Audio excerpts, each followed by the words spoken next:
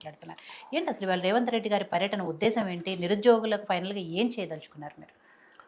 అయితే మేడం, ఈరోజు ముఖ్యమంత్రి గారి పర్యటనను అంటే సరే, వారికి బాధ ఉంది, దాన్ని నేను కాదనను. వారికి ఉద్యోగం ఇవ్వాలి, వారు ఉద్యోగాలు అడుగుతున్నారు, దాన్ని నేనేమి నెగటివ్గా ఏం చెప్పాను. సరే, వారికి వీలైనంత తొందరగా ఉద్యోగాలు ఇవ్వడానికి మేము చేస్తున్న ప్రయత్నాలు ఏందనేది అందరికీ తెలుసు. వారికి కూడా తొందరగా రావాలని వారు ఎట్లా కోరుకుంటున్నారో నేను కూడా వారికి తొందరగా ఉద్యోగాలు వచ్చి వాళ్ళు తొందరగా ఆఫీసర్లు అయితే, వాళ్ళు ఇప్పుడు ఆస్మా లాంటి వాళ్ళు మా పక్కనే కూర్చున్నారు కాబట్టి వారు రేపు పొద్దునే గ్రూప్ 1 ఆఫీసర్ ఎంఆర్ఓని ఏదో అయితే, మేడం ఈ సంతకం పెట్టని పోనీక మాకు కూడా జర అవకాశం ఉంటుంది, వారికి కూడా తొందరగా ఉద్యోగం రావాలనే కోరుకుంటాను నేను కూడా. అయితే ఈరోజు ముఖ్యమంత్రి గారి విజిట్ని అంటే మనం వాళ్ళ పక్షాన మనం ఎంత సానుభూతిని చూపిస్తున్నామో, ఈరోజు జరిగిన సందర్భాన్ని కూడా మనం ప్రజల్లోకి అంతే పాజిటివ్గా తీసుకెళ్లాల్సిన బాధ్యత కూడా మన పైన ఉంటుంది. ఎందుకంటే గతంలో ఎప్పుడు జరగని ఒక సందర్భము ఈరోజు నాంది పలికినాం కదా, దీనివల్ల మీకే మంచి జరుగుతుందని ఎందుకు అనుకోవద్దు. ఇప్పటికిప్పుడు అన్నీ జరిగిపోలేదు, ఈరోజు చెప్పలేదు అని మీరు బాధపడుతున్నారు. మేమేమంటున్నాం అంటే, ఈరోజు ముఖ్యమంత్రి రావడం వల్ల ఇన్ని రోజులు ఇంటెలిజెన్స్ వాళ్ళు లేకపోతే ఇంకొకరో మీరు కొన్ని పేర్లు చెప్తారు, వాళ్ళు ఇంకొకరికి చెప్పినవన్నీ అందరూ వింటూ వచ్చారు ఇప్పటివరకు. ఈరోజు వారే నేరుగా వచ్చి అక్కడ పరిస్థితి లేదనేది వారు చూసిండ్రు. వారు చూసినప్పుడు వారు మాట్లాడిన విషయాలు మీకు వారు ఏం చెప్పాలనుకున్నారు, వారి మనసులో ఏముంది మీరు అర్థం చేసుకోమని నేను రిక్వెస్ట్ చేస్తున్నాను. ఎందుకంటే ఇన్నాళ్ళు ముఖ్యమంత్రి గారు నేరుగా ఎప్పుడు ఆ స్థలంకి వచ్చి నేరుగా ముఖ్యమంత్రి హోదాలో మాట్లాడిన సందర్భం లేదు. కానీ ఈరోజు వచ్చి మాట్లాడినప్పుడు వారు ఏమన్నారు, మిమ్మల్ని ఒక అప్పీల్ చేసినారు. సో ఆ అప్పీల్ని దయచేసి మీరు పాజిటివ్గా తీసుకొని సపోర్ట్ చేయండి. సార్ ఇన్నాళ్ళు ఏం జరిగింది, అప్పుడేం జరిగింది, ఇప్పుడేం జరిగింది వద్దు, మనం ముందుకు తీసుకెళ్దాం. వ్యవస్థని ముందుకు తీసుకెళ్ళడానికి వారికి ఉన్నటువంటి చిత్తశుద్ధిని దయచేసి మీరు కూడా కొంత సపోర్ట్ చేయడం వల్ల ఏమవుతుందంటే మంచి జరుగుతుంది. మీతో పాటు తెలంగాణ సమాజానికి భవిష్యత్ తరాలకు కూడా మంచి జరుగుతుంది. అయితే ఈరోజు వారు మాట్లాడుతూ ఉస్మానియా యూనివర్సిటీకి ఉన్నటువంటి గొప్పతనాన్ని, చరిత్రను కూడా అధికారికంగా చెప్పడం వల్ల ఈరోజు ఉస్మానియా యూనివర్సిటీ అనేది నేషనల్ వైడ్లో కూడా మరొకసారి చర్చలోకి రావడం వల్ల ఆ ఘనత, కీర్తి మనకే దక్కుతుంది, మన రాష్ట్రానికే దక్కుతుంది. అయితే ఈరోజు చాలామంది అంటే అడ్రస్ లేని వాళ్ళందరూ కూడా వచ్చి తెలంగాణ ఉద్యమంలో వాళ్ళని మేము ఎప్పుడు చూసింది లేదు, వాళ్ళు మమ్మల్ని చూసింది లేదు, వాళ్ళకు తెలంగాణ ఉద్యమానికి ఏం సంబంధం లేకపోయినా కూడా మేము తెలంగాణ ఉద్యమకారులం అని చాలామంది చెప్పుకుంటారు. కానీ ఈరోజు తొలి తెలంగాణకి సంబంధించినటువంటి ఉద్యమానికి సంబంధించినటువంటి చాలామంది కూడా ఈరోజు మంచితనము, దయాగుణము లేకపోతే సాటి వారికి సాయం చేయాలన్నటువంటి ఉద్దేశాలతోని వాళ్ళు ఈరోజు రాజకీయాలు ఎక్కడ మిగిలిపోయినారంటే ఎక్కడో కార్పొరేటర్ గారో ఎక్కడో మిగిలిపోయారు. ఈరోజు ఉదాహరణకు వారు ఈరోజు చెప్తూ వచ్చారు ఏంటి, మర్రి చెన్నారెడ్డి గారితో పాటు సహచరులు అయినటువంటి మల్లికార్జున గౌడ్ గారి గురించి కూడా మాట్లాడారు. మల్లికార్జున గౌడ్ గారు ఎవరు? Parliament MP, Mahabubnagar parliament MP, Andhra Pradesh రాష్ట్రానికి అధ్యక్షులు, మహారాష్ట్ర ఇన్ఛార్జు, కేంద్ర మంత్రివర్యులు, వీళ్ళందరూ అంటే ఉస్మానియా యూనివర్సిటీలో చదివినారు. ఈ మల్లికార్జున గౌడ్ ఎవరు?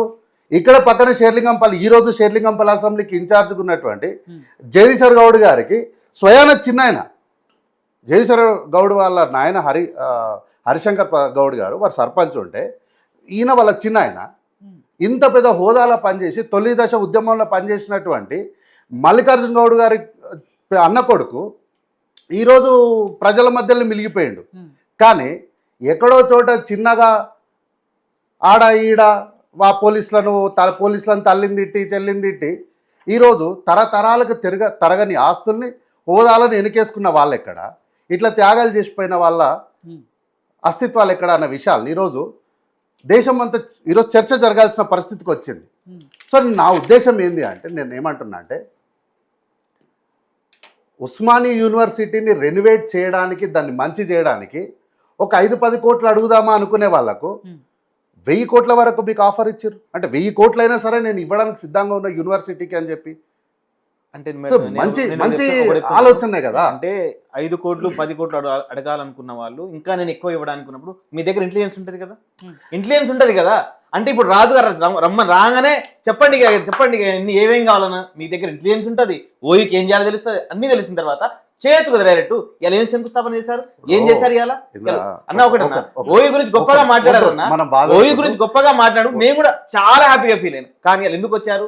గవర్నమెంట్ వచ్చి 2 సంవత్సరాలు మీరు ఎందుకు వచ్చారు అంటే స్థానిక ఎలక్షన్స్ ఉన్నాయన్నా, అంటే కొత్త ఓటర్ల కోసమా, ఫ్రెషర్ కోసమా? నేను ఇన్ని రోజుల నుంచి వాదనకొద్దు. ఒకటి కార్తీక్ అన్న, ఇలా 2 సంవత్సరాల నుంచి అశోక్ నగర్ రండి రండి రండి అని చెప్తే మీరు రాలేదు. ఇవాళ ఓయికల మీ దుర్దేశం ఏంటి అంటే త్వరలో స్థానిక సంస్థల ఎలక్షన్స్ ఉన్నాయి, ఇవాళ కొత్త ఓటర్స్ అక్కడే ఉంటారు కాబట్టి ఇవాళ 10 సంవత్సరాల మొగ్గుతో నిరోజకులు పక్కన పెట్టేసి కొత్త ఓటర్ కోసం వెళ్ళారే. ఎంత బాధాకరమైన విషయం అన్నా. మేము రమ్మని చెప్పలేదా? 10 సార్లు మిమ్మల్ని పిలిస్తే ఈ వేదిక నుంచి అడిగినావు.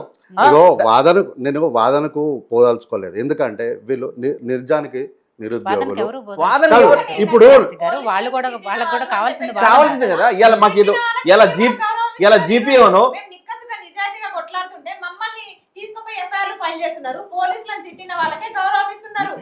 ఇలా మా చెల్లెలు అంటారు, మా అన్నదమ్ములు అంటారు, ఇలా మా వాళ్ళే అంటారు. అలాంటి మమ్మల్ని మాట్లాడొచ్చు కదా. మేము ఇంత బాధపడుతున్నామే.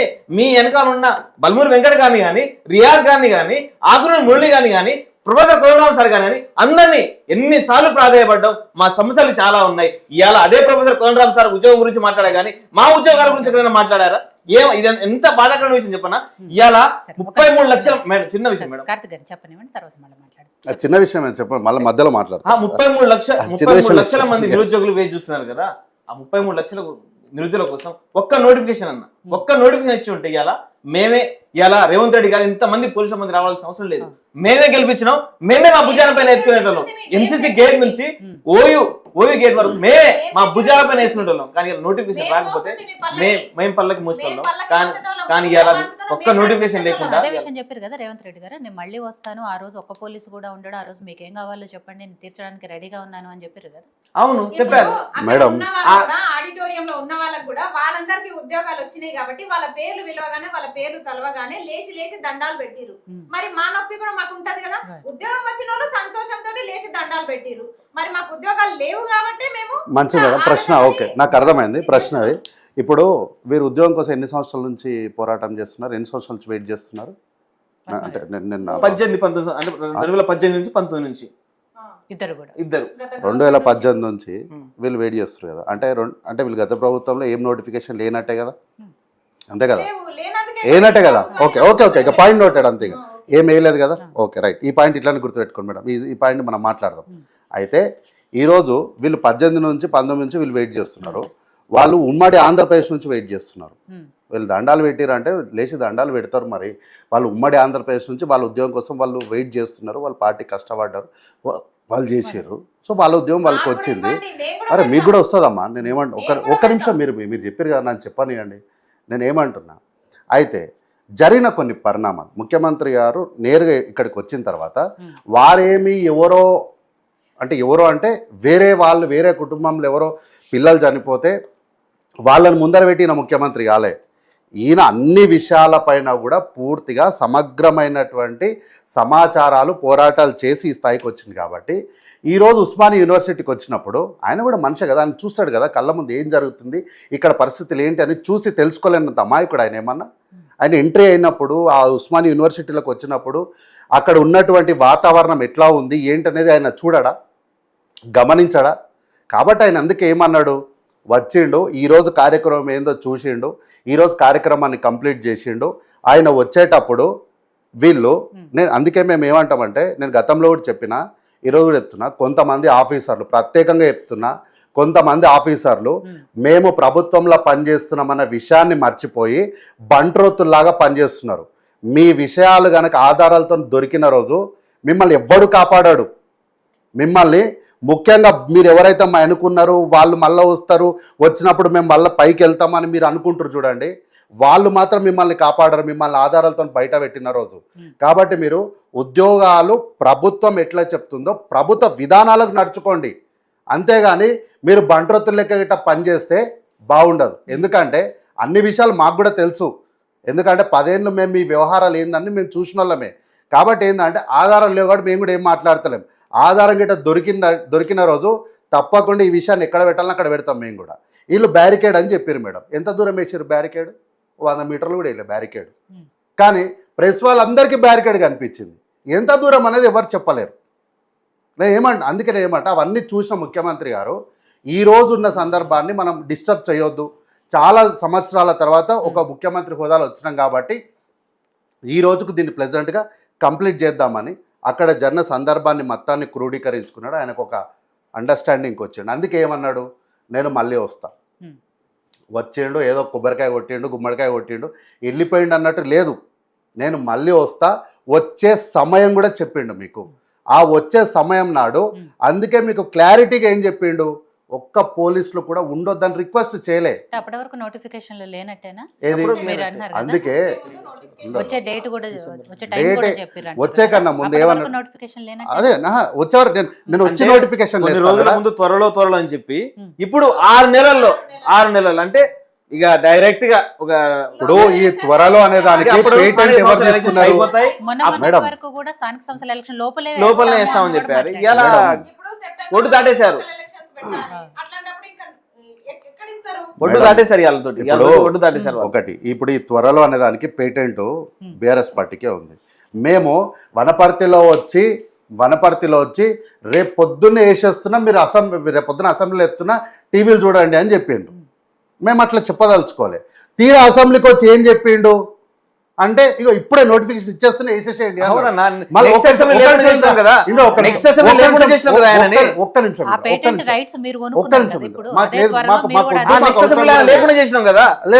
ఒక్క నిమిషం ఇంద్రా, ఆ రోజు అసెంబ్లీకి వచ్చి చెప్పిండు. వచ్చి చెప్పి నెక్స్ట్ డే ప్రెస్ మీట్ పెట్టి ఏమన్నాడు, అవునా కోర్టులో ఏం చేయమంటావు అని అడిగాడు.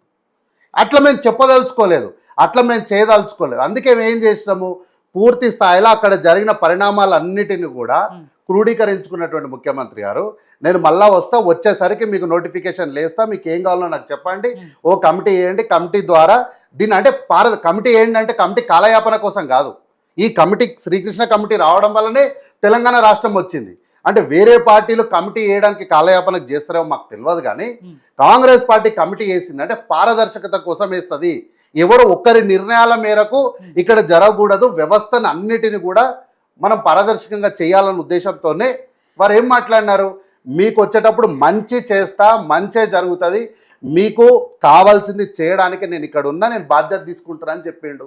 ఇన్ని రోజు ఇప్పుడు టెక్నికల్గా మా ప్రభుత్వం వచ్చి 16 నెలలు 14 నెలలు అయ్యింది. 2 లక్షల ఉద్యోగాలు వేస్తామని చెప్పినాం. అందులో వీళ్ళు ఏమంటారు, 60,000 ఉద్యోగాలు వాళ్ళు ఇచ్చిరు కదా అంట. అరే వాళ్ళు మీకు అన్ని చేసినప్పుడు నియామక పత్రాలు ఇయనికి మీకు ఏమొచ్చింది? వాళ్ళు ఏమంటారు, 60,000 ఉద్యోగాలను వాళ్ళు మావి అని అంటారు కదా. మరి చేసిన అప్పును కూడా రేవంత్ రెడ్డి గారు మీరేం కట్టాల్సిన అవసరం లేదు, అవి మా హయాంలో చేసిన కాబట్టి మళ్ళీ మేము వచ్చినప్పుడే కడతామని ఎందుకు చెప్తలేరు? కాబట్టి ఏంటంటే ఇప్పుడు మీకు ఇచ్చిన నియామక పత్రాలు మరి వాళ్ళు ఇచ్చేసింటే మాకు అవసరం లేకుంటుండే కదా. ఇప్పుడు ఒకవేళ మేము ఇవ్వలేదనుకో, ఇదే మా ఆస్మా ఏమంటుండే, కాదు కార్తీక్ అన్న ఆల్రెడీ మొత్తం ఉంది, ఉట్టి ఇట్లా నియామక పత్రం వాళ్ళ చేతిలో పెడితే అది మీ కోటాలకు పడుతుంది కదా, ఎందుకు ఆ పని చేస్తలేవని మన ప్రశ్న అడగదా. కాబట్టి ఏంటంటే నిరుద్యోగ సమస్య అనేది చాలా కంటిన్యూస్ ప్రాసెస్. దీన్ని ఎప్పటికీ ఎవ్వరం తీర్చలేని సమస్య ఇది. అయితే అట్లా అని చెప్పి మేమేమి బాధ్యతారహితంగా చేతులు ఎత్తేసి ఏం చేస్తలేము. మేమేమంటున్నాం, మీకు మళ్ళీ నేను ఉస్మాన్ యూనివర్సిటీకి వచ్చేసరికి మీరు సంతోషంగా ఉండేలాగానే ఇవన్నీ జరుగుతాయని చెప్పినాం. దాంట్లో ఉద్యోగాలు ఉంటాయి, ఉస్మాన్ యూనివర్సిటీ డెవలప్మెంట్ ఉంటుంది, మీరు మళ్ళీ పోస్టింగ్లోనే ఉండొచ్చు. చెప్పలేము, రేవంత్ రెడ్డి గారు మళ్ళీ ఉస్మాన్ యూనివర్సిటీకి వచ్చేసరికి ఆస్మా గారు ఆఫీసర్ గా అక్కడనే డ్యూటీలో ఉండొచ్చేమో.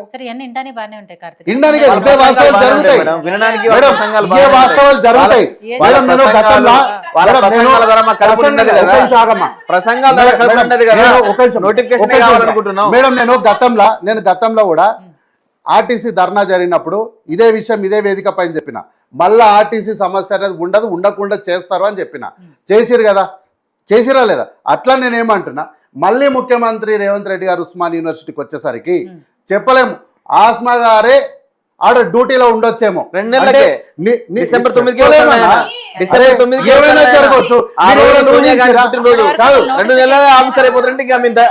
మంచిదే మేడం. నేను 2023 కన్నా ముందు నెక్స్ట్ గవర్నమెంట్ కాంగ్రెస్ అంటే నవ్వేరు మేడం. గుర్రం ఎగరలేదా? గుర్రం ఎగిరిందా లేదా కాంగ్రెస్? అంటే ఇస్తే గానీ భర్తీ పదవులు ఇస్తే గానీ ఆ ఉద్యోగం రాదు, కానీ భర్తీ కాదు నాకు తెలిసి. డిసెంబర్ ఇప్పుడు ఇస్తాము అన్నా వీళ్ళు ఇది అంటారు, లేదు అంటే అట్లా అంటే ఏం చేయాలో చెప్పండి. ఇక మరి మీకు మంచి జరుగుతారు, మీరు మంచి కోరుకుంటే కూడా మీరు లేదు కాదని నెగటివ్ గా అంటే మీరు మెంటల్. 2 నెలలు ఏది భర్తీ అవుతుంది మేడం? 2 నెలలు మేడం మేము డిఎస్సి ఉద్యోగాలు ఎగ్జామ్ పెట్టినాం, కరెక్షన్ చేసినాం, రిజల్ట్స్ ఇచ్చినాం, వాళ్ళ చేత నియామక పత్రాలు కూడా పెట్టేసినాం. జరగలేదా? ప్రమోషన్లు ఇచ్చినాం, స్పాన్స్ ఇచ్చి భార్యాభర్తలు ఇచ్చినాము, తర్వాత కారుణ్య నియామకాలు ఇచ్చినాము. అంటే ప్రభుత్వము చేయాలి అని ముందుకు వచ్చినప్పుడు మీకు 2 నెలల ఉద్యోగం ఎందుకు ఫిక్స్ అవుతున్నారు? నిరుద్యోగులకు నోటిఫికేషన్ లేదు. పాజిటివ్ గా రండి. కార్తీక్ అన్న, అదే ఇస్తారు. ఇప్పుడు మీరు 2 సార్లు ప్రమోషన్లు ఇవ్వడం వల్ల స్కూల్ అసిస్టెంట్ పోస్టులు లేవు. ఇప్పుడు వచ్చే డిఎస్సి లా దానికి అది కూడా కోర్టులోనే ఉంది. కోర్టులో ఉన్న ఛేదించినాం అని చెప్తున్నారు కొన్ని కేసులు. ఇట్లా కోర్టులో ఉన్నాయి కూడా మేమే సాల్వ్ చేస్తున్నాం మేడం. 14 సంవత్సరాల నుంచి కోర్టులో నలిగిన కేసుల్ని కూడా మా హయాంలోనే మేమే మా ఏజీ గారే క్లియర్ చేసిండ్రు. నేను గతంలో ఇరిగేషన్ శాఖ గురించి కాంగ్రెస్ పార్టీ గౌతమ్ గారు మాట్లాడిన తర్వాత మళ్ళీ మాట్లాడు. అమ్మాయిగో గతంలో ఇరిగేషన్ గురించి చెప్తే వారు ఆ రోజు ఉండలేక కూర్చోలేకపోయినరు, బాగా కోపానికి వచ్చిండ్రు. 30 ఏళ్ల నుంచి వెయిట్ చేస్తున్న కేసులు కూడా మేము మా ఏజీ గారే మా హయాంలోనే క్లియర్ చేసి వాళ్ళకి ప్రమోషన్లు ఇచ్చినాం. కాబట్టి మీకు 2 నెలల ఉద్యోగం వస్తుంది. నేను పాజిటివ్ గా మీకు శుభం చెప్తున్నా, మంచి చెప్తున్నా, తీసుకోండి. దాన్ని పాజిటివ్ మోడ్ అంటే జరిగితే మంచిది. పాజిటివ్ మోడ్ ఉండండి. చెప్పకండి మీరు. గౌతమ్ గారు ఏదైతే ఇందాక నేను అన్నట్టు హరీష్ గారు, కేటీఆర్ గారు ఇప్పటికే కౌంటర్లు ఇచ్చారు.